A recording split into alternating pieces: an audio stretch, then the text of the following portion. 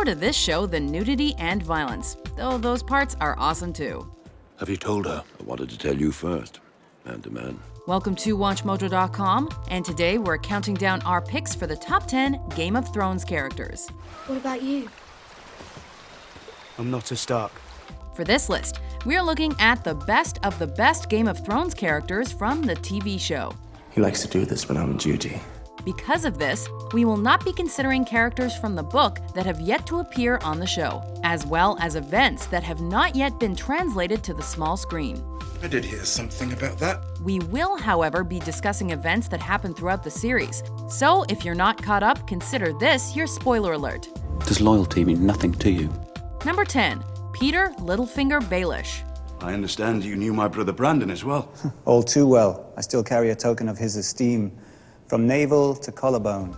Perhaps the most devious and cunning man in Westeros, Littlefinger has his digits in every pocket and backroom dealing you could possibly imagine. In fact, he's likely behind even more than we know.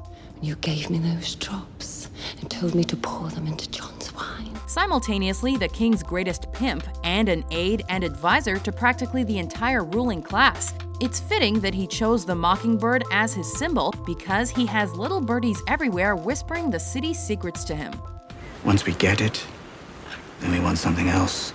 Weakened only by an undying love for Catelyn Stark and her daughter, this former Master of Coin is a formidable foe if you choose to cross him. I have only loved one woman. Only one. My entire life. Your sister.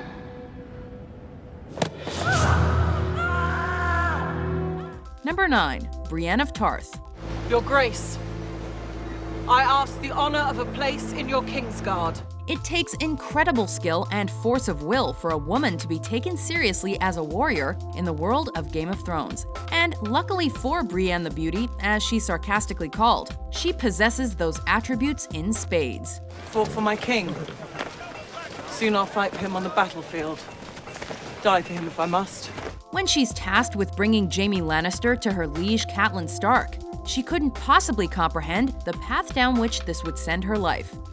You're good. Graceless, but good. Eventually developing a grudging respect for her would-be prisoner. She may not have been able to complete her task, but her loyalty caused her to try to see it through in spirit. But I kept fighting the boys anyway. Kept losing. Finally, my father said, if you're going to do it, you might as well do it right. Number 8. Jaime Lannister. The things I do for love. When we were first introduced to Jaime, we took him as a vain, arrogant egomaniac with a perverse family dynamic. Well, there's something to first impressions. If you told the king, both our heads would be skewered in the city gates by now. What we didn't realize, however, was how much charm the Kingslayer held, and how much we'd fall in love with the man for his fair treatment of his brother Tyrion. The wintry abode of the White Walkers. Tell me you're not thinking of taking the black. A fierce warrior who'll never back away from a fight, Jaime seems only to be afraid of two things: his father and the legacy he hasn't left behind. Yeah, this should help you remember.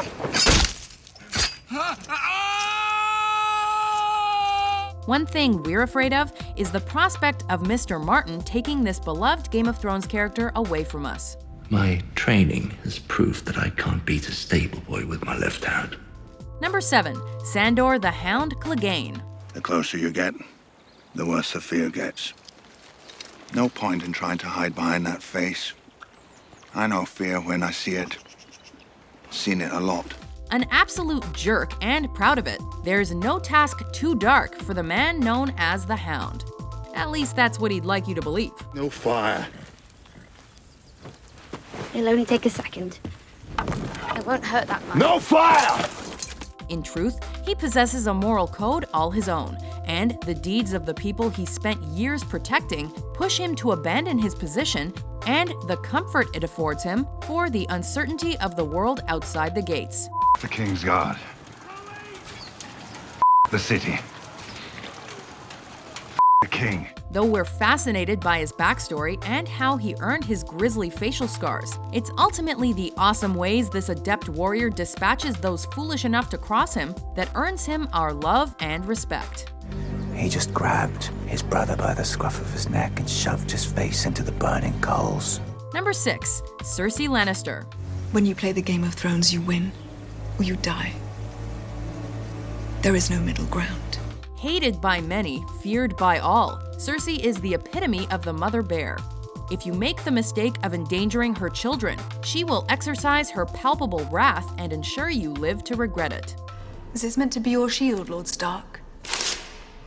A piece of paper. Equally defined by her love-hate relationship with her brothers, Cersei loves Jaime and hates Tyrion, which lies behind much of the strife that befalls her family. You remember, back when you ripped my mother open on your way out of her and she bled to death. A woman who holds an incredible position of power, which she was given due to her last name and which she has kept due to force of will. We love to hate her in every sense. Power is power. Number 5. Joffrey Baratheon. So long as I am your king, treason shall never go unpunished. Sir Ilyn, bring me his head. The ultimate villain and a product of Cersei and Jaime's incestuous relationship, Joffrey's a spoiled, vicious brat who finds entertainment and glee in the suffering of others. You will bring her to his chambers when you're finished and show him what you've done. Well, the same thing will happen to you. He's particularly partial to choosing a victim and repeatedly exposing him or her to every horrific whim that crosses his mind. Well? How long do I have to look? As long as it pleases me.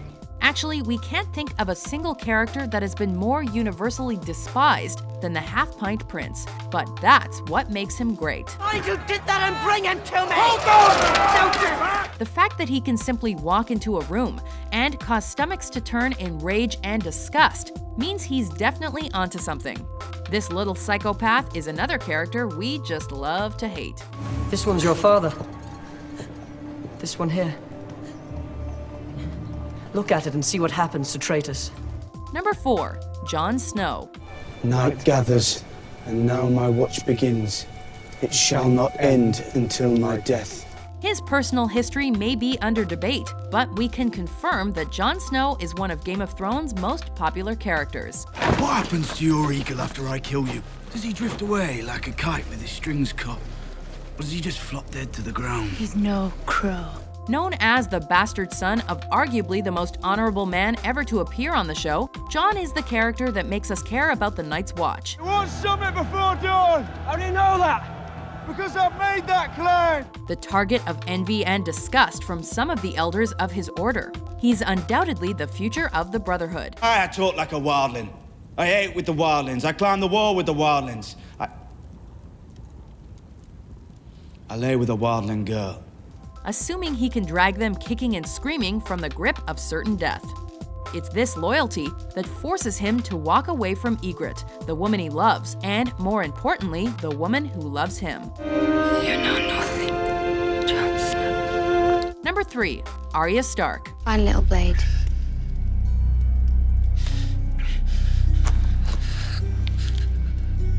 Maybe I'll pick my teeth with it. Arya is the little badass who's impossible not to love. Ripped away from her family so she'll survive, this untamed tomboy spends the bulk of her childhood running for her life and watching those she loves, whether friends or family, meet their doom. Here comes the king of the north! Arya uses the brutality in her life to fuel her inner strength, to the point where we come to believe she's truly going to kill all those names on her list. What's your name? Rouge. Thank you. Hopefully someday she'll finally be reunited with the sister that is her polar opposite, Sansa, before one or both of them is no longer with us.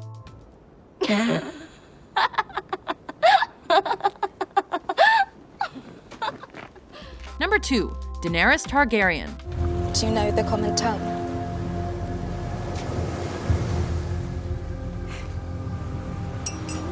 No. Beginning the show under the thumb of the men around her, Dany has gone through one of the most striking character transformations on the series, as she unleashed the warrior spirit within her after her marriage to Khal Drogo. becoming perhaps the most formidable leader in the world.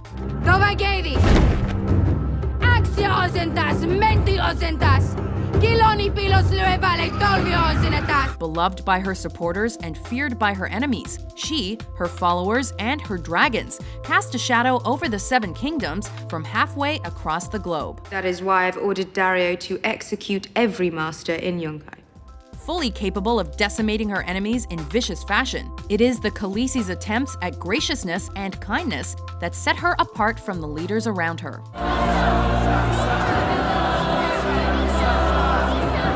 Before we unveil our top pick, here are some honorable mentions. The house that puts family first will always defeat the house that puts the whims and wishes of its sons and daughters first. I was 5. My mum smacked me with an iron poker. Oh. Well, it wasn't me she was aiming at. She was trying for my little brother. He won't be a boy forever. And winter is coming. You reek. Reek! That's a good name for you. The storms come and go. The big fish eat the little fish, and I keep on paddling. I am the brother of Elia Martell. And do you know why I've come all the way to this stinking shit pile of a city? For you? They say I am half a man.